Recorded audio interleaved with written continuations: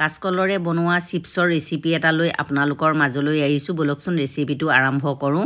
গোটেইখিনি কাচকল ধুই ল'লোঁ, তাৰে এটা বাকলি গুচাই পানীত অকণ সময় তিয়াই ধুই ল'লোঁ। তাৰে পুৰণা পিহনা এখনতে মই মাৰি ল'ম আৰু গোটেইখিনি একেলগে বাকলি গুচাই নলওঁ। গোটেইখিনি একেলগে বাকলি গুচাই ল'লে ক'লাও পৰি যাব আৰু পিহনাটো এটা এটা কাচকল মই মাৰি ল'ম আৰু তাতে অকণমান নিমখ সানি ল'লোঁ। কেৰাহীত তেল অকণ গৰম কৰি দিলোঁ আৰু ফ্লেমটো একদম হাই ফ্লেমত তেলখিনি গৰম কৰি ফ্লেমটো একেবাৰে ল' ফ্লেম কৰি দিলোঁ। তেতিয়া কাচকলখিনি মচমচীয়া হোৱালৈকে ভাজি ল'লোঁ। ভজা হোৱাৰ পাছত খৰাহী এটাত ধুনীয়াকৈ টুকি ল'লোঁ আৰু এনেকৈয়ে ইটোৰ পাছত সিটো কাচকল এটা এটাকৈ বাকলি গুচাই মই ভাজি ল'ম। আৰু কাচকলৰ চিপছটো খাবলৈ বহুত টেষ্টি হয় আৰু ল'ৰা ছোৱালীয়ে ভাতৰ লগত এনেই ভাজি দিলে নাখায়। চিপছ যদি এনেকৈ বনাই দিয়া হয় সিহঁতে খুব ভাল পায়।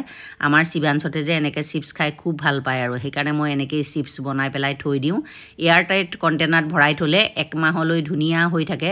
যদি মছলা চিপছ খাব বিচাৰে ইয়াত চাট মছলা জলকীয়া গুড়া দি খাব পাৰে। আৰু গোটেইখিনি চিপছ মোৰ ভজা হৈ গ'ল।